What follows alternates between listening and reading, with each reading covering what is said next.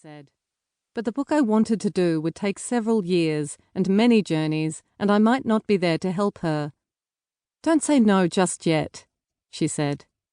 We both knew she meant that my father would probably die soon. We talked about it with my father too. We talked freely about death in our family. He also said I shouldn't say no just yet. That April, my mother came to visit me in Bath. My husband Martin was away, and we had the whole weekend to ourselves. The American Museum was running a show titled Hatched, Matched, Dispatched, and Patched, about the fabrics people use at key life moments. We should go, she said, just in case you decide to write that book. In the final room, the funeral room, there were 2 burial skirts made somewhere in Wales by sisters to wear in their coffins.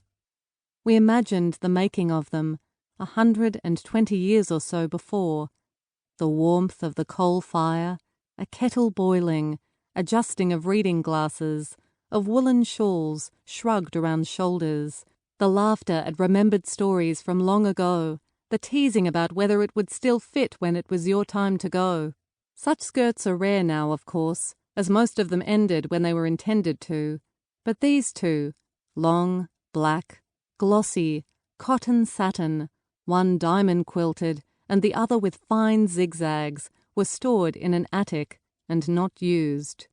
Then, on a wall nearby, we saw a quilted patchwork made in Llanybither in Wales in 1911 by a widow, Ada Jones, just after her husband died. The caption stated that a friend stayed with Mrs. Jones for the first 6 weeks of her mourning and helped her to sew it. It was mostly dark crimson, with scattered scarlet diamonds, and a long scarlet strip at the centre with 2 spider-like black crosses at top and bottom. It was the opposite of restful, though perhaps it gave some repose. We should do that, my mother said. What do you mean? I asked. Many friends would come to express condolences after my father died, she said. This way we could all sit companionably. It would give us something to think about when we wanted to stop thinking about anything. And the funny thing, she added, is that it would probably be the worst patchwork in the world. She had never had a loving adult around to teach her to sew as a child. She hadn't been able to teach me. We'd always said we really should learn, and a shared project would mark a new kind of beginning at a time when we'd need a new beginning. I drove her back home to Devon, and we told my father about the worst patchwork in the world. He laughed.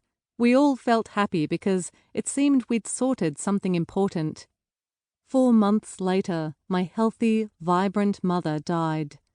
It was absolutely unexpected. I had not known grief could be so physical.